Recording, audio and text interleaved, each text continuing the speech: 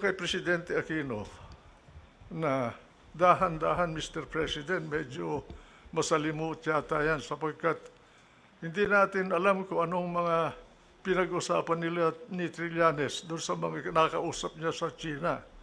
Kaya mag-iingat tayo. Pagkatapos noon, si Secretary Del Rosario, binigyan ako ng sulat ni Ambassador Brady natin sa China na nagrereklamo na itong si Trillanes ay binabypass siya. Yung pala, si Trillanes ay pasok at labas sa China na tila hindi na dumadaan sa immigration dahil inuutosan yata siya ni Presidente Aquino. Kaya sinabihan ko sila na dapat huwag natin gawin yun sapagkat bansa ang nauukol dito. Nagkaroon ng mediation. Ngayon, ang mediator pala doon ay ang Amerika. Ang question ngayon na hindi ko masagot at hanggang ngayon hindi ko alam kung sino ang humingi ng tulong ng Amerika. Ang Amerika ang nag-mediate. Nagkaroon ng kasunduan dahil sa mediation ng Amerika na umatras bawat China at Pilipinas doon sa area ng Scarborough. Sinunod ng Pilipinas yung kasunduan sa ilalim ng mediation ng Amerika pero ang China ay hindi sumunod. Ngayon, ang question ko, kung ang Amerika ang naging mediator, unang question, sino ang humingi ng tulong ng Amerika? Pangalawa, bakit nung hindi tinupad ng China ang kasunduan, umatras din siya? Bakit hindi man lang pinagsabihan ng Amerika ang China na tuparin niya yung kasunduan? Ang impression ko bagay, parang ginamit lang tayo doon sa bagay na yun. Ano man na interest ang nauukol para sa Amerika, hindi ko alam. Pero ganon ang impression ko.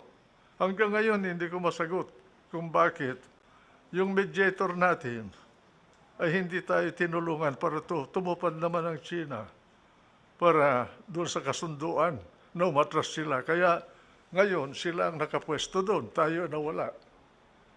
Yan po ang natatandaan ko na pangyayari dyan sa problema ng tinatawag natin na panatag, isla ng panatag. Senator, I would like the people to know, you have given us really almost the foundation of your talk tonight and probably your answers, na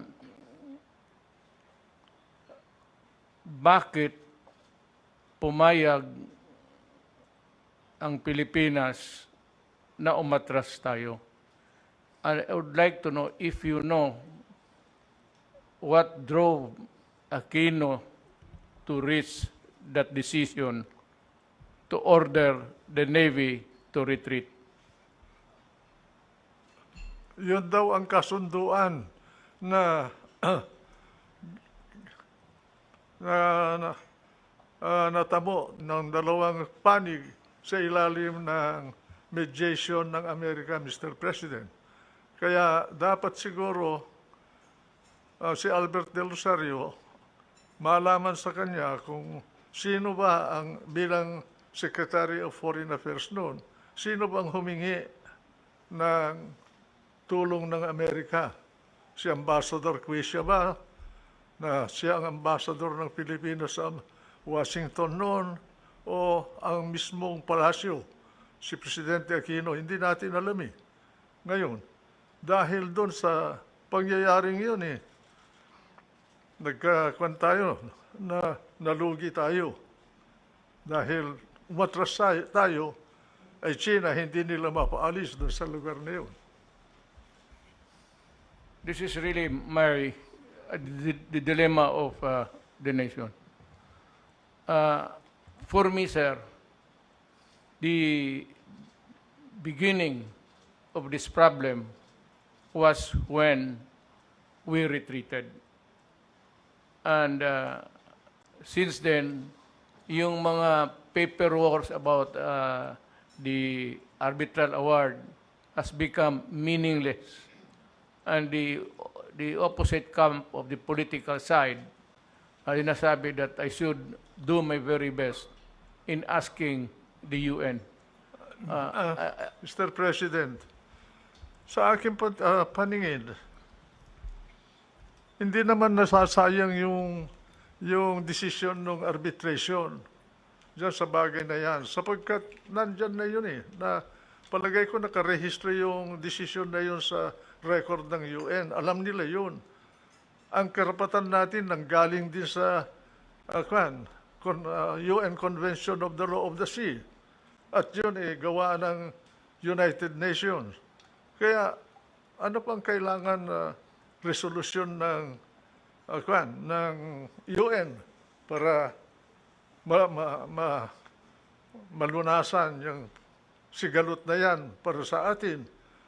Palagay ko kahit na may resolusyon ang UN, hindi naman maipapatupad ng UN yung resolution nila. Wala silang police force. Wala namang world government na kagaya ng istruktura natin sa ating bansa. Meron tayong hukuman, meron tayong police, na kung merong kailangan na usapin tungkol sa hustisya, mapupunta ka sa hukom. Hindi ganyan sa level ng mga bansa. Sa level ng mga bansa, ang nananatili dyan kung ano ang kakayahan mo kontra sa kabila. Yun lang. It is what operates within the level of nations, Mr. President, is what they call the law of nature, the law of force and nothing more. That is international law. That is what I've been telling at least our countrymen. I was frank enough in the early days, and I said that might makes it right. And we are not, unfortunately, on the side of might. So we cannot do anything because we cannot be in parity in force and in all. So we have to talk, just talk and talk until such time, by the grace of God, if there is an opportune time for all of these things to correct itself, maybe. Ang ano ko, sir, kasi ako yung sinisisi nila na bakit ko raw I will not forcefully do everything to go to the United Nations to ask the body for help. One is that I am a realist, sir. And if this question is as big as the West Philippine Sea, this will eventually reach the Security Council. Mr. President, in the first place, you were elected by the Filipino people to be the leader of this country. Nobody else can frame the foreign policy of the country except the president of this country. That is true to us and true to other countries. Not even the Supreme Court can interfere with your foreign policy. That's the highest political act of a president. And I wonder why people keep talking without understanding this system. No one else can frame or formulate the foreign policy of the Philippines except President Rodrigo Duterte. That's what... Not Carpio, Albert del Rosario, or Juan Ponce Enrile. There is only one person. That's the President of the Philippines. That's what I've been telling them, sir. What could be more genuine to a title, to a right, to a claim, than the paper itself of the arbitration? Our claim springs from the UNCLOS, Mr. President. It was simply interpreted by the arbitral body in accordance with the dictum of UNCLOS. Of course, apart from UNCLOS, earlier we got involved in the West Philippine Sea because of the discovery of Tomas Cloma during the regime of President Carlos P. Garcia. And that discovery during the presidency of Carlos Garcia, nothing was done about it. And also during the time of Dadong Macapagal as president of the Philippines, because they were busy about something else in the country.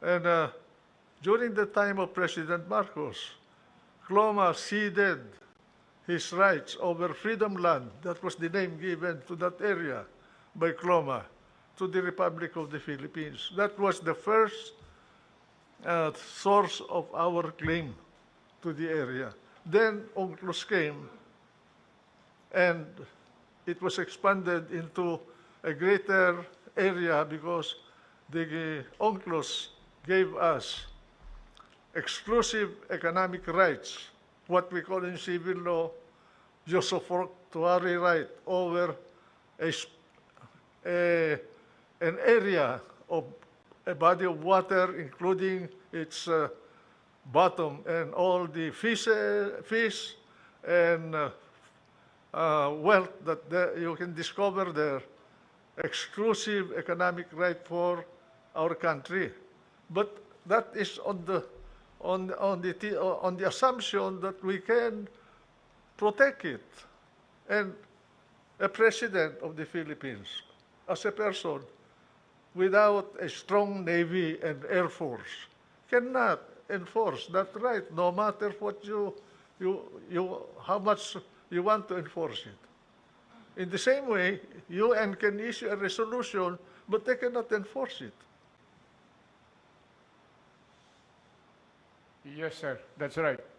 And I said I was quite a bit askance about their insistence to go back to the United Council, even if it will result into a maybe not a shooting war, but a critical issue of security for the world and for everybody.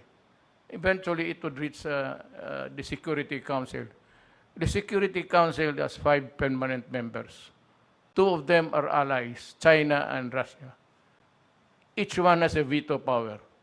I said, if I started the violence now, I said, UN will intervene, and the Security Council, America, China, Britain, France, and the United States.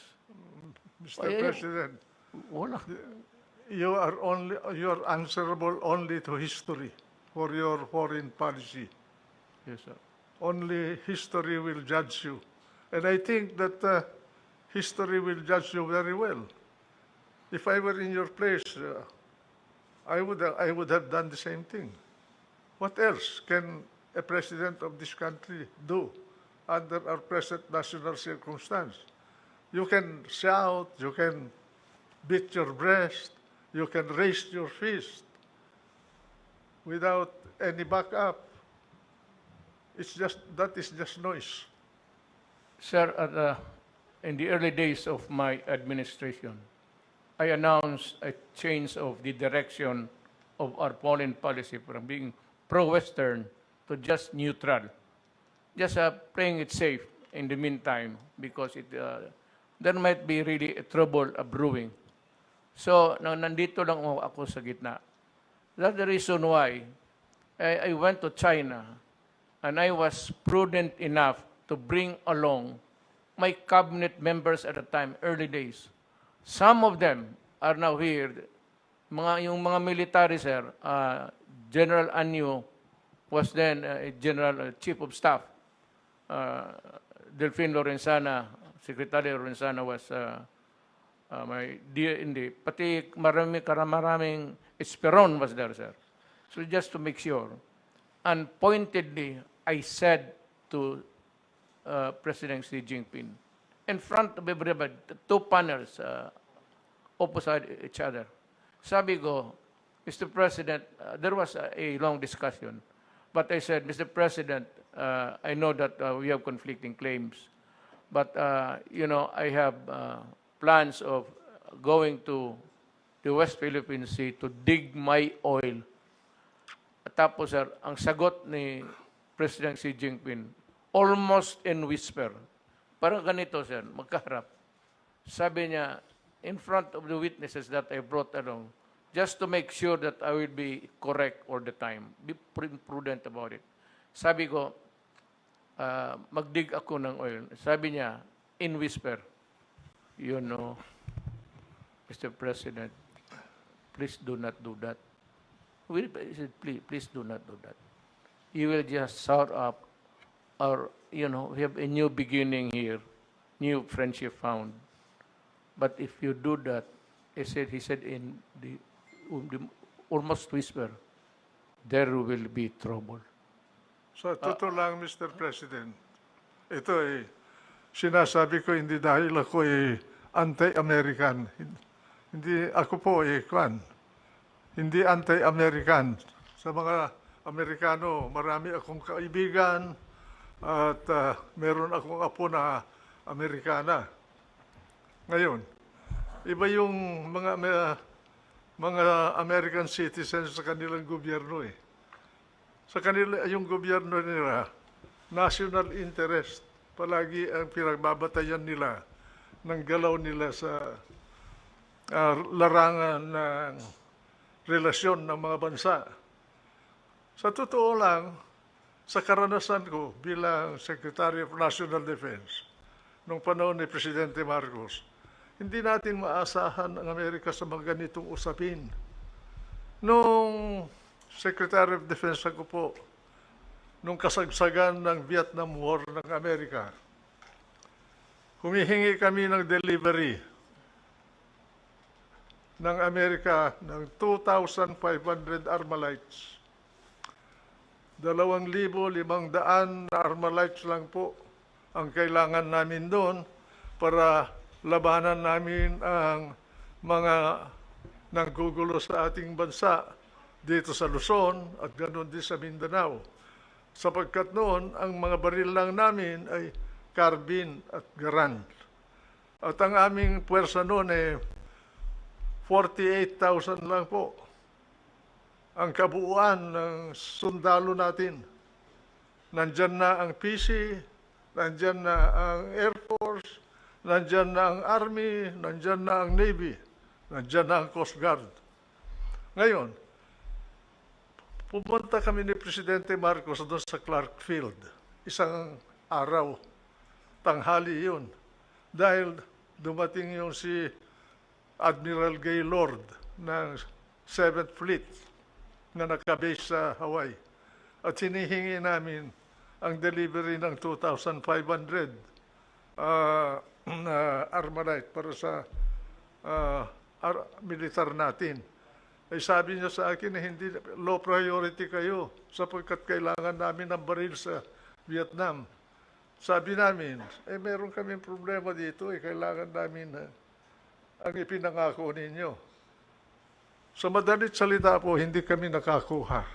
Kaya dahil dun sa karanasan na yun, bilang sekretaryo ng kalihim ng Department of Defense noong mga panahon na yun, minungkahi ko kay Presidente Marcos kung ganito ang trato sa atin ng Amerika, nandito ang base militar nila. May kasunduan tayo under the Mutual Defense Treaty. Hindi tayo matulungan sa 2,500 Armalite. Mabuti pa, bumili na rin tayo ng baril natin, pagbayarin natin sila ng renta sa base militar nila at yung renta nila ang pamili natin. Wala tayong aasa na ibibigyan nila sa atin. At dahil doon, ang ginawa ko, para magkaroon tayo ng baril, kinausap ko si Dr. Goh Keng Swee ng Singapore. He was my counterpart. He was the Minister of Defense Minister of Singapore. Meron silang Colt factory doon. Noong araw, humingi ako ng baril sa kanya. nakakuha kami ng mga old model ng Colt. Wala pa yung kagaya ng mga Armalite ngayon. Noon merong binobomba para kung nag-stoppage yung mga baril.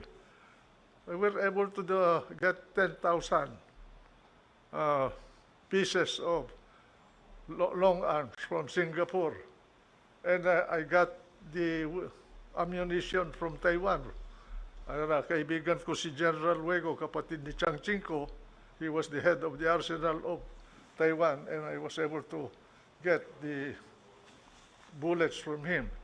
Kaya ang kapalit naman noon na ibinigay namin sa Singapore na pabor, nag-istasyon sila ng isang squadron ng kanilang Air Force dito sa Clark natin at for training purposes.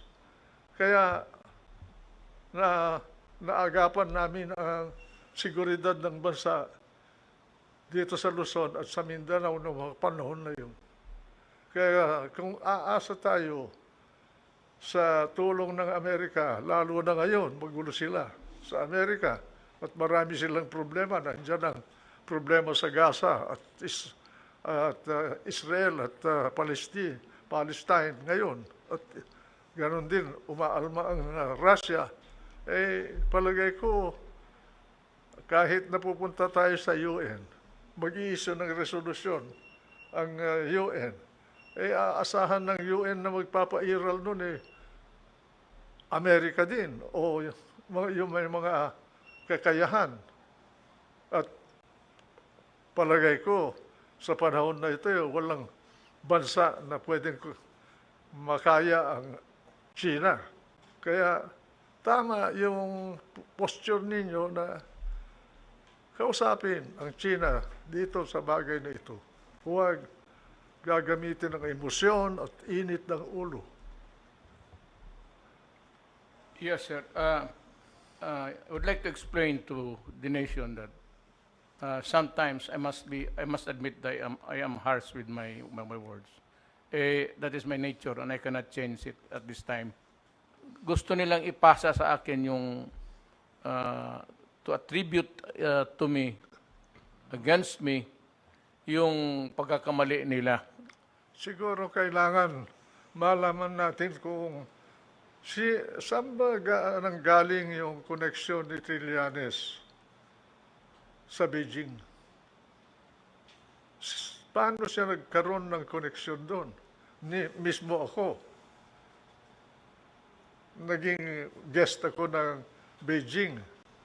Wala akong koneksyon na kagaya ni Trillanes. Paano siya nagkaroon ng koneksyon na gano'n na pwede niyang lapitan ang mga pinuno ng China nung panahon na yun?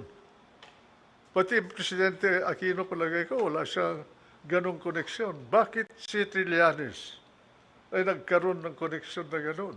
Yun ang isang misteryo na hanggang ngayon dapat malaman kung anong kasagutan. I do not demean or belittle our armed forces. Ang akin lang, sir, it is really a wonder to me why, of course, it's only President Aquino who can answer it, why he chose a military man to do the back channeling. And the problem is it was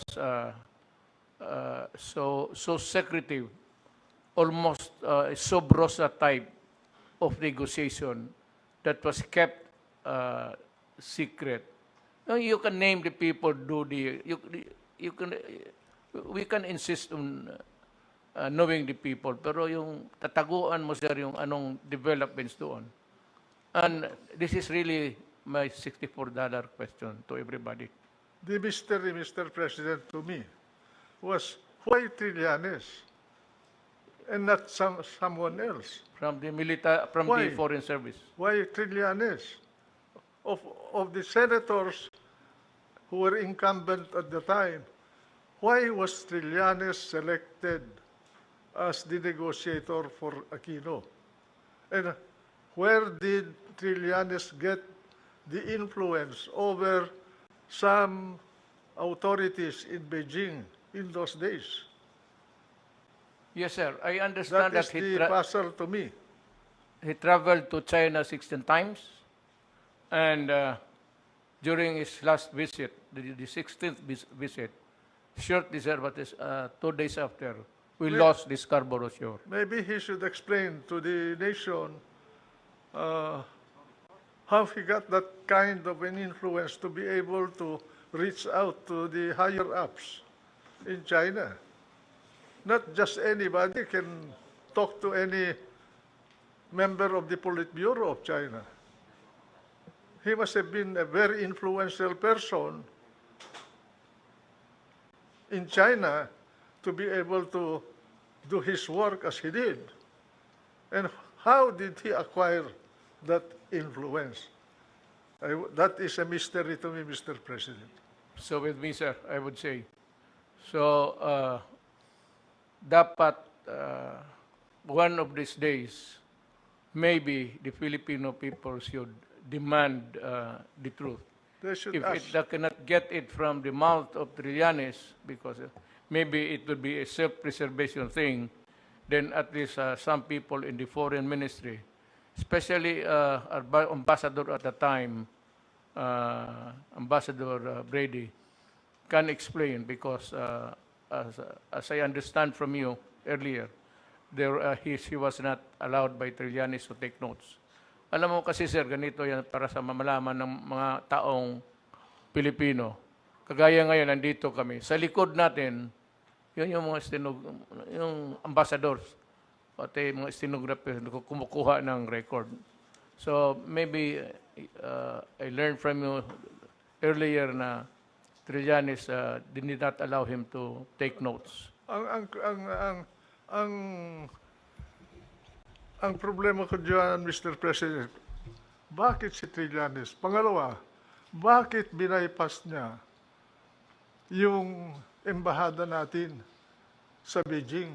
At sa impresyon ko, pati si Del Rosario, nakalihim ng Foreign Affairs noon, ay binaypas din niya. Walang kabangwang si Del Rosario doon sa meeting na yun na tungkol doon sa pinag-usapan sa Beijing. Ngayon, at nasan na yung sulat naman ni Brady dahil binigyan ako ni Del Rosario ng kopya, marami kasi akong record, wala na akong panahon na tumingin doon sa aking lumkat doon sa aking mga records. Nasa kanya yun. Copy lang yung binigay sa akin eh. Bakit wala sa Department of Foreign Affairs yung kasulatan na yun? Dapat nandun yun. On files. Official record yun eh. You're correct, sir. Yun nga ang problema natin. There is a monkey wrench in arriving at the truth. And that is really what happened in the negotiations. And why, bakit nag-atras tayo? What prompted Aquino or upon whose advice? Because I do not think that President Aquino would just decide on his own when he knows nothing about it, even the negotiations. So, Mr. Consino, who prompted him to arrive at that decision? Tayo ang na-11.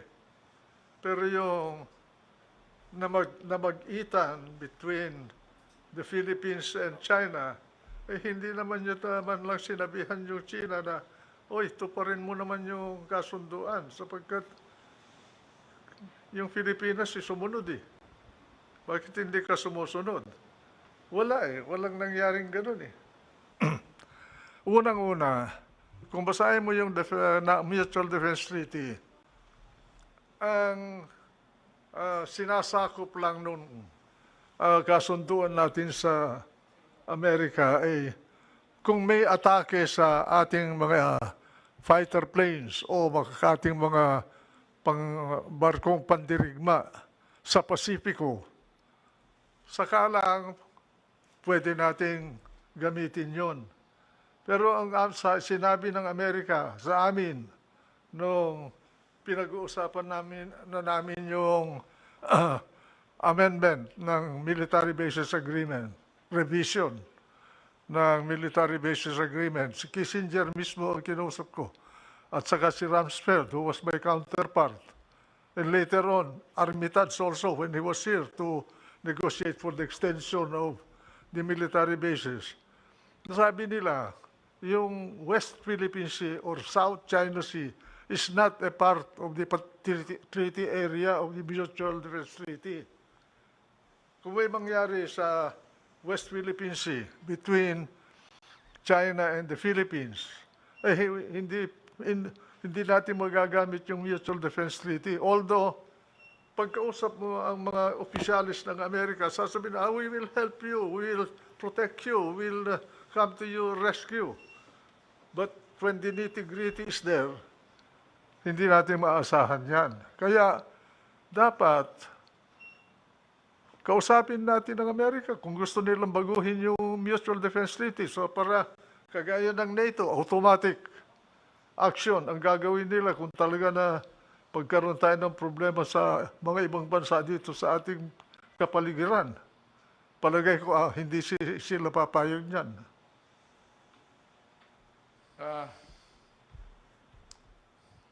I don't know what I said. I'm just a few months away from my presidency. But I'm really greatly worried about this situation because there will be a time that we will be looking towards the resources of the South China Sea or the West Philippine Sea. There will be a time that itong oil, gas, and everything, which you said to run into billions, I do not have the figures, they might take an interest on that. And that is the time when I said that there will be a real problem. Not so much now. I might maybe keep silent about it. Alam mo, Mr. President, ang pinag-uusapan natin talaga dyan, at ang bottom line nito ay kayamanan. Yes. Ang kayamanan na nandyan sa West Philippine Sea na yan, according to the best estimate, or rather, the proven reserves of oil and natural gas sa West Philippine Sea is 7 billion barrels of crude and 900 trillion cubic feet of natural gas. That's a very big quantity. That is already proven. It's there. Ang estimate ng China, kaya ganyan ang galaw ng China dyan, ay there is a potential of 130 billion barrels of oil in the West Philippine Sea. So with that amount or volume of wealth to be harvested, I doubt whether China will easily bow to anybody without asserting its rights over the area. Apart from the fact that to China, West Philippine Sea is a very strategic route. If that area is closed or controlled by America, Japan, or any other country, China in 2 months will wither away as a nation. They will have famine, riots, they will have no economy because 80% of their energy passes through the Strait of Malacca, through the West Philippine Sea or South China Sea to China. Or even Japan will suffer also if that is controlled by someone else. That's why China is very careful not to antagonize Japan because Japan has the capability. It's the #2 naval power on this planet at the moment, second to America. And they have nuclear capability. Because the moment China controls the South China Sea, they can isolate South Korea and Taiwan and Japan. So it's a very delicate balancing effort in this area.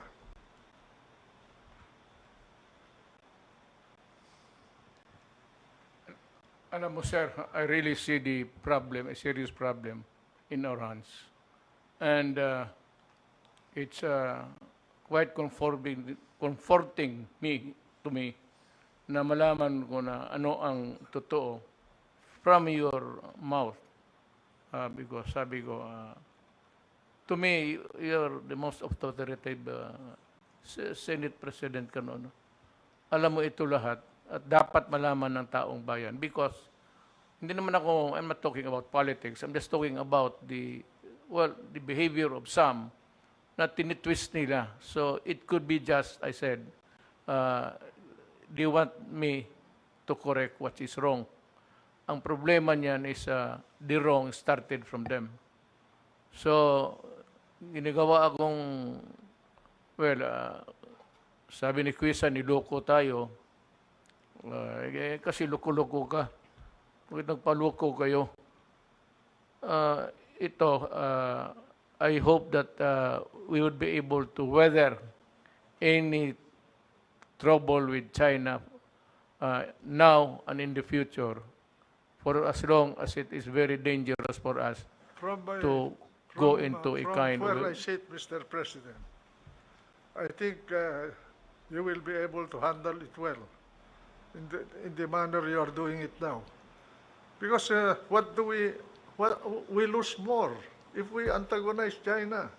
We have no choice except to negotiate with China. Assuming that there's no dispute about our right over exclusive economic exploitation of our West Philippine Sea assets. Still, we need foreign money to make it a source of wealth for the country. Now, our choice at that point will be either go to Europe and get technology and capital to explore and exploit the energy resources of our economic zone in West Philippine Sea, or deal directly with China. China is one of the best energy explorer now on the planet. In fact, I read some books which says that China now in engineering almost surpassed MIT in the quality of their graduates. Massachusetts Institute of They are Technology. very advanced already. So I think that as far as I'm concerned, we will not gain anything by antagonizing China. I'm not pro-China. I do not have any interest in China. But as a Filipino, I will take this position to protect my countrymen, to protect our core territory, to protect our economy. Maybe we can get better by talking with China instead of being aggressive. I do not know if it was made clear to us at that time, but in none of my many visits to China, there was a talk, but it was not really translated into a concrete agreement that maybe China and the Philippines can exploit the resources in the seabeds together. This was not clear to me at the time. It might be into the present agreements now below, but as an agreement between heads of state, there was no guarantee. It's the companies down below. But when it comes to a matter of the interest of a country, you can always disregard everything down, and you have to protect yours first. Mr. President, China is involved in energy development and production in Africa, in many parts of Africa. I think they're in that former colony of Portugal there. Ghana? Ghana? No. That's in the western side of Africa. And then they're also in Nigeria. They have plenty of interest in Africa. Why can't we not deal with them, with China? We are in this region. Realistically, we cannot ignore China. We have to deal with China. Instead of making China as a foe or irritate China, why don't we befriend China without surrendering our rights? We befriend China because we are Orientals. We understand each other. Eh, yung malampayo lang, hindi natin alam kung totoo yung mga ginagawa na kasosyo natin dun eh. Eh, that's yun. Well, maybe I will just ignore my critics. That's the best thing, Mr. President. So to Pabayaan mo na lang sila na derail me from my official duties, and I will just say that well, after talking to Senator Enrile, you guys have become irrelevant to me. After all, Mr. President, you're only responsible to the Filipino people. Correct, sir. Yes, sir. And you're not responsible to any specific person for your foreign policy. Yes, sir. Yours is to protect the interest of the nation and its people in the best way you can. Sir, you know, it's noteworthy to say that alam mo, they used to drive fishermen away, fisher folks along the coastal ranges of the Philippines. Noong nagtapos kami, sir, na nag-usap, yung mga visits ko sa China, they allowed fishing. So they were allowed to enter, except in some prohibited areas, especially the lagoon there, in the middle of the sea. Hinahayaan na lang muna inaanan nila tayo. They never did anything that was provocative or anything punitive against our fisherfolk, our fishermen. I don't know now, because maybe the line is becoming clear that we are more, not really forceful, but a little bit stronger now in our dealings with them. But I would like to assure, I said to China, I assure you guys that nothing of a sort of a placing their arms against you. Even if we put our entire Navy SEALs there, we will not start a war because we cannot afford it. I was just being frank to everybody. And China understood us. And that is why there's not, I said when the pandemic started, I knew right away the problem. The problem is we do not have it. We do not manufacture it. So I called President Xi. Sabi ko sa kanya na Mr. President, we do not have the resources. We have not reached that sophisticated level of technology to do a mass manufacture of vaccines right away, and even to find one. Sabi ko, wag mo lang kaming kalimutan. And he said, yes, of course, we are friends. So he said, I'll send you. So the first vaccines that arrived in the Philippines were donated by China. And now these idiots in the other side, para bang sinasabi, lumunod, I kneel down before China because of I asked help from China. So I said, look. Sa totoo lang, Mr. President, kagaya nung sinabi ko na pag kung titingnan ninyo, ang China, ang kino-question lang niya sa atin, yung claim natin doon sa West Philippine Sea. They do not question yung core territory natin na binakuran na natin under the UNCLOS. Rine-recognize nila yan. Pati yung Denham Rice, hindi nila pinagkikialaman yun. Sapagkat sa kanilang paningin, against everybody on this planet, they discovered all of these islands themselves ahead of time, just like the Europeans discovering Asia and Western Hemisphere in the past. Yun ang kanilang position. Kaya, we leave the problem there and then talk to them friendly in order that we can get a better deal with China. We have to deal with China. We cannot afford to antagonize China. That's my position, sir, ever since. So,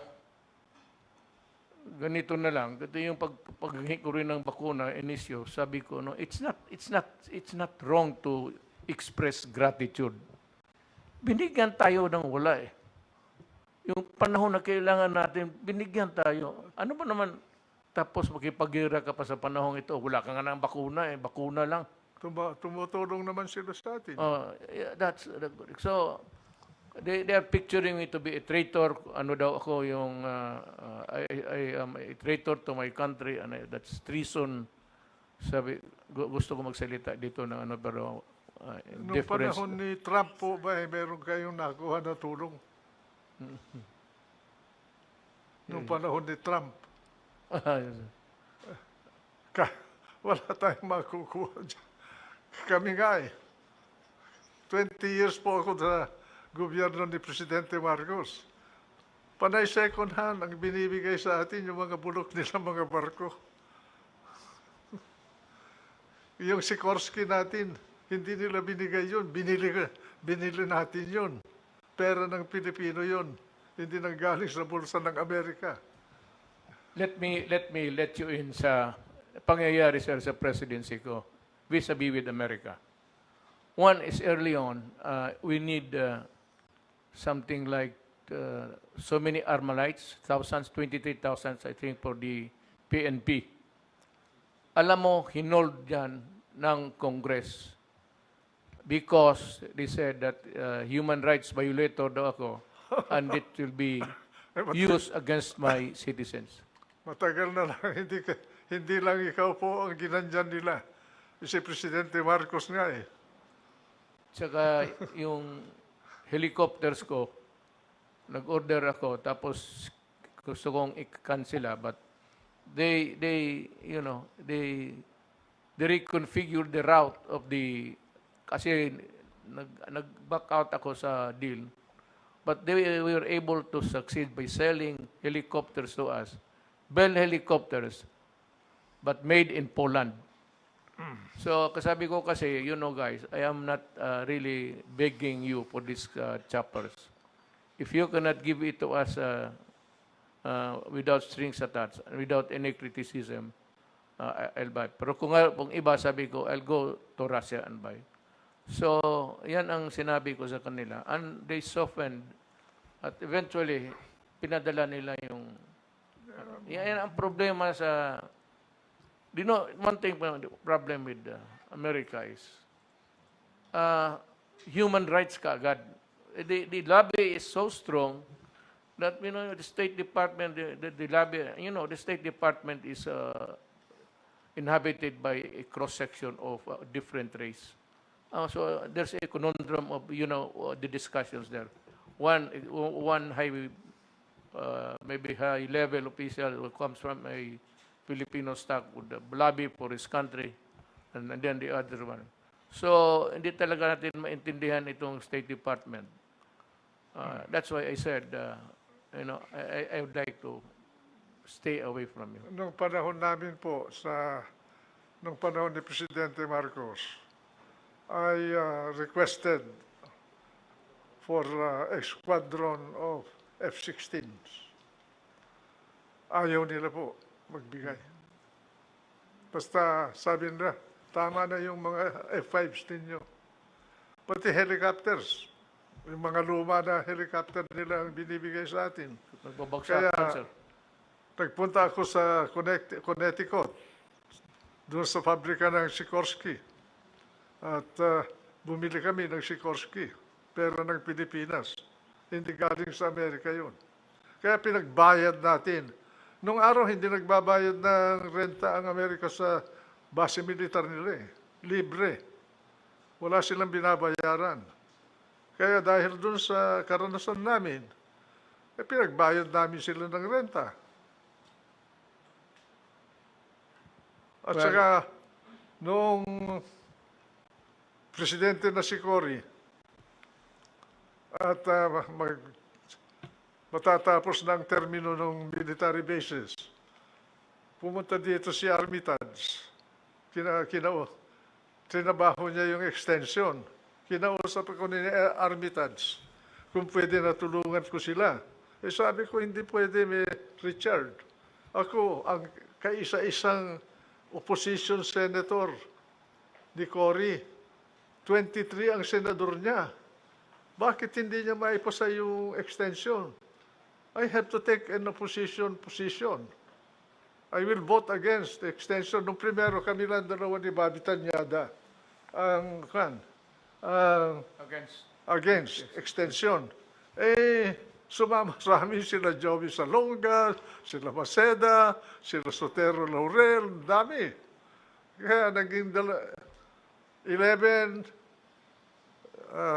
senators of Cory plus me made 12 to terminate the military bases agreement.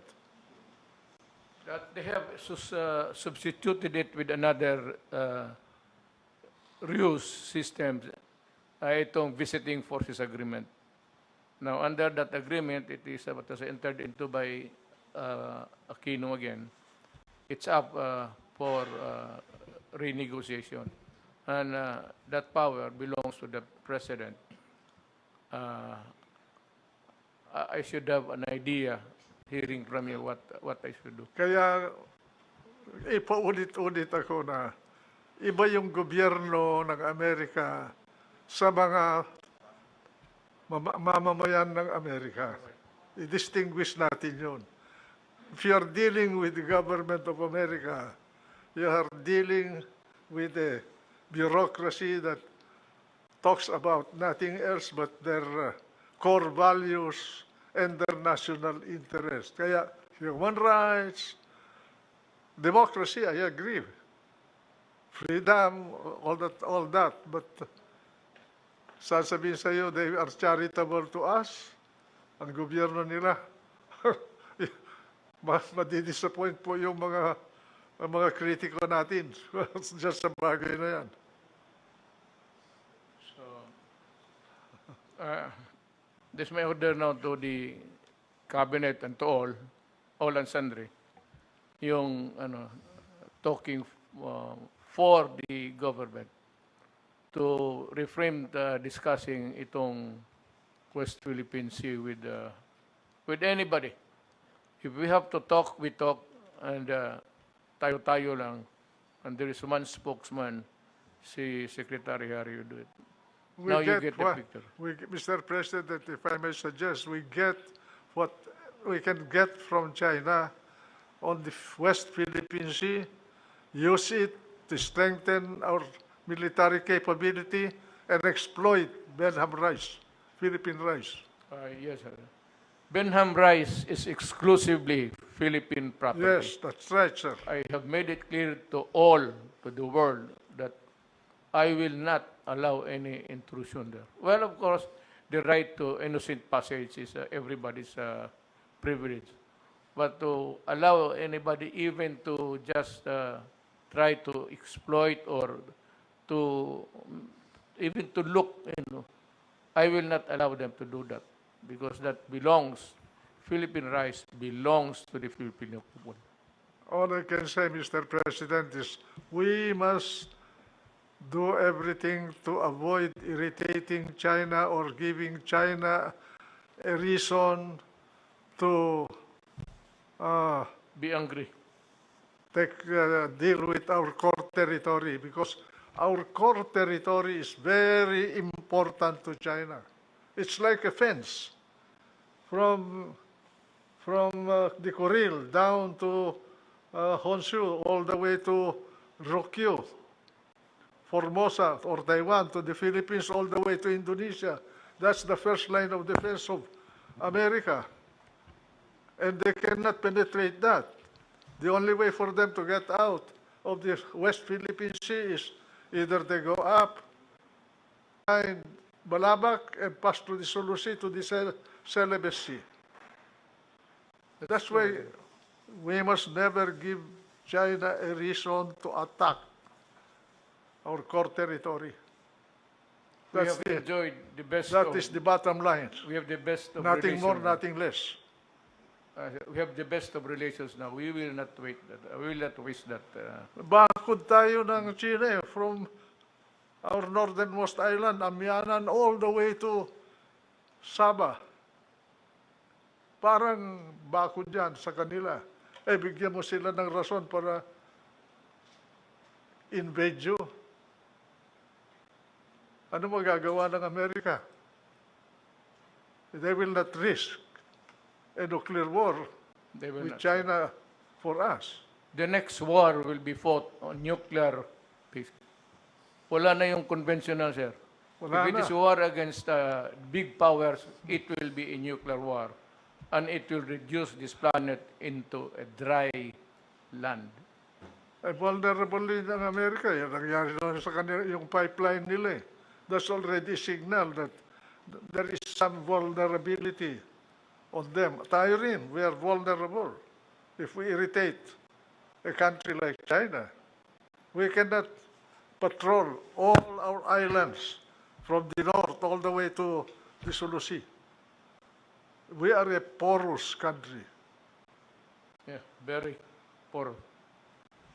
Kung nga mga Hapon nga, they were not able to guard the coastlines of the country. That's why the Americans were able to supply us with firearms in March of 1945 already. When the war broke out in 1941, December of 1941, the only time the Americans came to us to help us, the guerrillas I'm talking about, was March of 1945. That's a period of agony for the country. MacArthur abandoned us. And then they wrecked Manila. They destroyed. The Japanese did not destroy Manila. It was destroyed by the The Americans. heaviest bombing to occur in Southeast Asia at that time was when they bombed Manila to rubble. So, I would like to just study very carefully with the advent or with the coming of the renegotiation of the visiting forces agreement.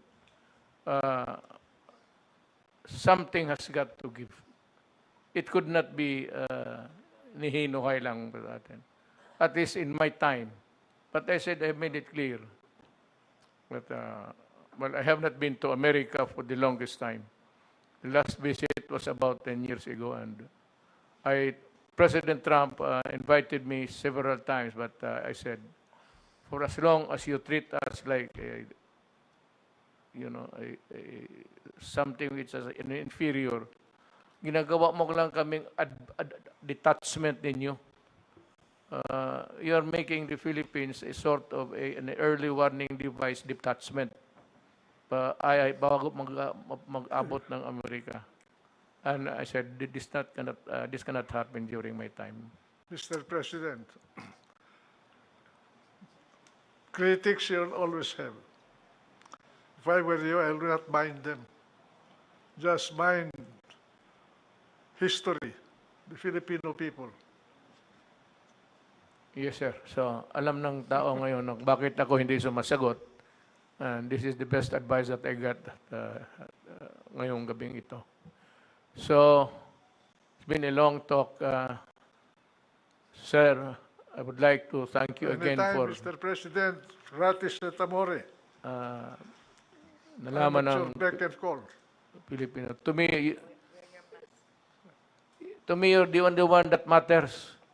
So, if you say that I do not waste my time with them. So I will not waste my time to them. And this will be the beginning tonight rather. Hindi na ako mag beginning tonight, Huwag hindi mo na nang ako sagutin, Mr. President. They will enjoy that if they are being answered by President. Okay. I said, everything is clear to us. Mga kababayan ko, I do not talk fluent Tagalog, but everybody understands the Tagalog dialect.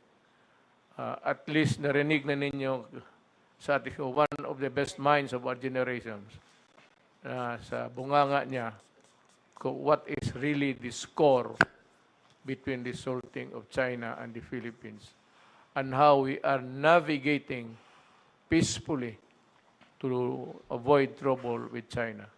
It is not to our advantage, as the senator has said, that we go out and quarrel with China. Ako wala rin akong nakita. So, the senator is one with me. I am happy that I said one of the best minds of ating generation has agreed with me. Maraming salamat po sa inyong lahat.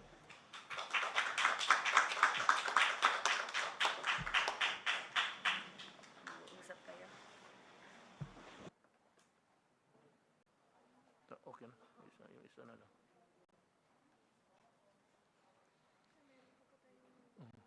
Ibang episode na yan.